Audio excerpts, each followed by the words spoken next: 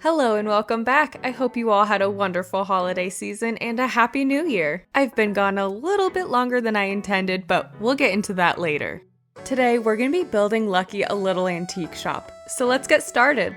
We have kind of a limited amount of space to be working with, so I'm going to start with laying out the floor so that way I don't go outside of the boundaries that I have set for this build, which I need to keep in mind that I do want a path to go in front of the antique shop and maybe even down the right side of it. I also haven't really decorated this outdoor area besides putting a couple of trees and some lights, so I need to remember to leave some room for decor as well.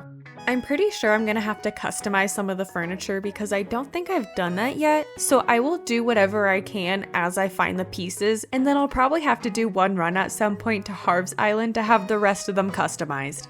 And we're done, at least with laying down the flooring. I thought I had a decent amount of these panels in my storage to make a wall. Turns out I only have one, so I'm gonna need to order a few more. Only this right side is gonna have a tall wall. I think it's safe to say that Lucky is very excited for his antique shop. Okay, back to work. I have a bunch of items and half an idea for how I want this build to look, so I'm just gonna start throwing everything down on the ground and rearranging as I see fit. Like I said earlier, only the right side of the antique shop is gonna have a tall wall because I don't want to block the view of the cemetery or the inside of the antique shop. I'll be using a combination of tables and the short, simple panels to create the other walls. And then we can just pretend that there's windows and that's how we can see outside of the antique shop. I've probably said this before, but it would be really cool if they did put actual windows in this game. If they did, I think the first thing I would build would be a greenhouse. I'm probably going to be rearranging tables for a little while, so I think now's a great time to tell you where I've been. I feel like a lot has happened in the 2 months since I've been gone, so I'll give you the Cliff Notes version. I think it was only 2 days after the last video that I posted, my cat went in for surgery and had quite a few teeth pulled, which I don't even think he's registered the fact that he's missing a few teeth, 2 of them being his canines. Though he was a crazy boy during recovery, so trying to keep him low activity was quite difficult. He's doing perfectly fine now, but he's still a crazy boy. Not long after that, our house started flooding again, which is always fun, so we decided it was finally time to start looking for a new place. And we ended up finding one very quickly. Our goal was to be moved in before Christmas, and even though it was a lot of work, we managed to do it. And we still got to enjoy family and friend time for the holidays. Then, to top it all off, I actually got a new job, which I'm very excited for, but it was a very crazy and hectic way to end 2024. And now I'm planning my birthday, which is at the end of this month, and it's kind of a big one. And I know I've said this before, but since things are finally starting to settle down, I think I will be posting more regularly. I think every 2 weeks should be more realistic. And being away from the island for this long has really made me miss it and kinda want to start a new island. So we gotta finish this one up so I can start a new island. I have a lot of ideas for the next island, and I can't wait to get started. I've finally decided on a layout and how I'm going to build the rest of this building. I just need to order a few more tables. So I'm going to place down a few of the items from my pockets on the tables that I do have before I time travel to get the new tables out of my mailbox. I already know I'm going to be moving all of these items around once we get the rest of the tables in, so I'm not sure why I'm spending so much time placing them perfectly now, but I just can't help it. I want this build to feel packed like a real antique shop does, but I still want it to be walkable. So when you see me just running around the area, I'm just trying to make sure that the spacing is working out how I want it to. I'm also trying to pick items from the game that feel like you would find them in an actual antique store. Specifically items that are either a little dark or look like they've been aged a bit or just kind of odd. I think it would also be kind of fitting to have a gyroid be the cashier. I just need to figure out which one would work best. Maybe Lucky doesn't actually own this antique shop. Maybe the gyroid owns it. I'm gonna have to think on that, but it could be more fun if the gyroid owns the shop instead of Lucky. If I don't hear any objections, the gyroid's gonna own the shop. I finally time traveled and got more of the simple panels and customized them so we can go ahead and finish up this wall, but I still need to order more for the other wall on the left side. I wish I could order more than 5 items a day from the Nook shop because when I'm building, I need to order a lot of items. And I usually don't have the patience to go and brave a treasure island and get all the items that I need at one time. But that's okay, I don't mind time traveling, I just kind of forget to buy things before I time travel to the next day and then have to time travel again to get the items. And with all the time traveling, I'm more likely to come across a thought bubble, which is very handy when I'm trying to kick out a villager. which we only have one villager left that we need to kick out, and he has never had a thought bubble in the history of this island, and I'm really hoping he will eventually. Now that I've got that tall wall done, I'm gonna go ahead and place a couple items, but then I also need to customize the dresser that I have in the middle of the room. I think using all black furniture or mostly black furniture is not gonna give me the vibe that I want, so I'm gonna start mixing in some darker wood tones. I'm gonna start throwing some items down again just to see what I have, but nothing's really gonna be set in a place until I have all of the tables, which I still need to time travel again to get more of.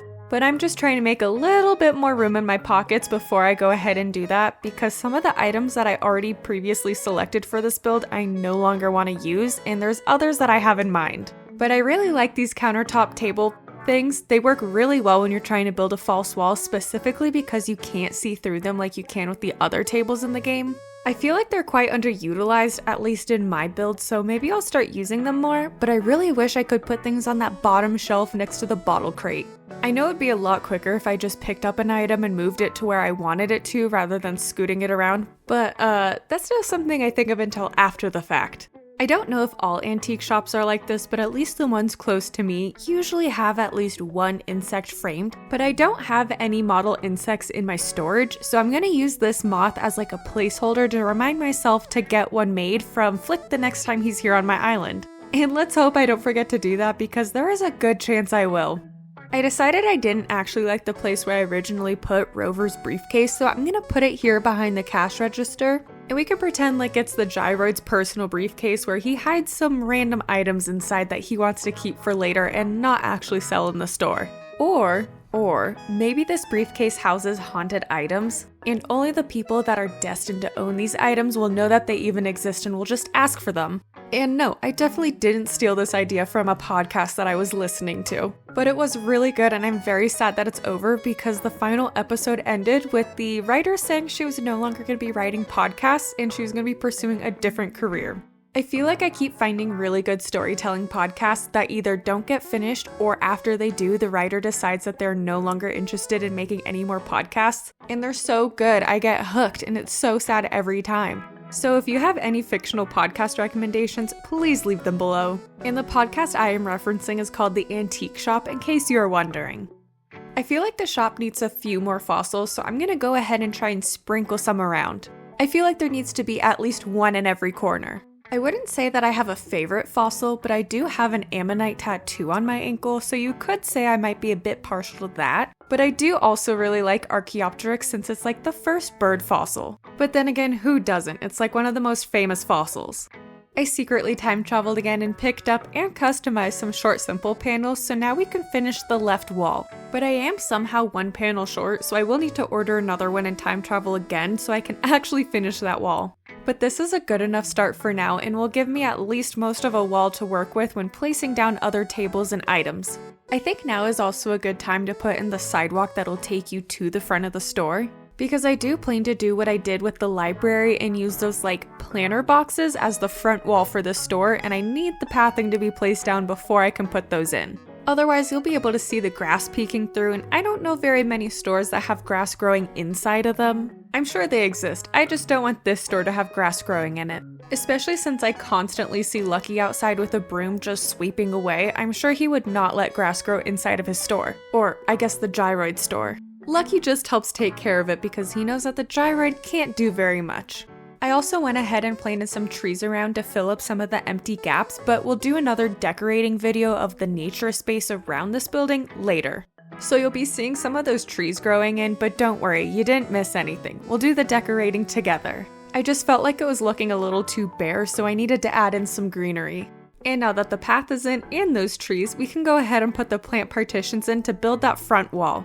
They are going to be a little uneven, so that way we can have like a fake front door. I don't know if I've been staring at the same spot for a little too long while putting in the pathway and the plant partitions, but I think the gap behind the globe is starting to bother me, so I might get one more short simple panel to put behind it. But since I'm going to have to order and customize those, we're going to finish decorating this side before we jump into doing that.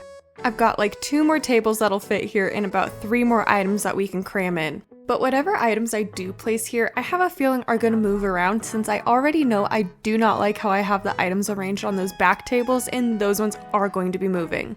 I really want to use this sewing box, but for whatever reason, I do not like it in any place that I put it. So I'm going to allow myself to move it only like 3 more times, and then I'm going to call it. It's just going to live wherever I put it on that 3rd move. But let's hope it doesn't come down to that. Let's hope that I can find a place where I actually enjoy it. I kind of also want to add some custom codes to the floor in here so the floor doesn't look so neat and tidy, but I don't really have any custom codes that would look nice in here, and I'm out of slots. Not to mention some parts of the island are already starting to lag, so I want to reduce that as much as I can by not adding any more custom codes to this area. Adding a panel behind the globe was a good idea. Let's get the rest in. I've got a few different gyroids with me so we can test out which one would be the best in here. I think like half of the ones that I grabbed won't work in here because they're a little on the dark side, and I think they might actually blend in with the wall paneling that we just placed. Plus I think I want one that's maybe orange or like a wood tone anyways. Now that I've been looking at this for a while, I need to switch the briefcase and the gyroid because how else is he supposed to use the cash register? But we are going to ignore the fact that the globe is blocking a customer from being able to stand in front of the cash register to check out. We're almost done with this build. There's just a couple more items that we need to shuffle around, and then we can do a little walkthrough. Unfortunately, I do forget to place the teddy bear back in, so hopefully I'll remember the next time I pop into the island and go and put him back. As always, thank you so much for hanging out with me while we continue to build the island. I hope you enjoyed this little antique shop, and I'll see you in the next one. Bye!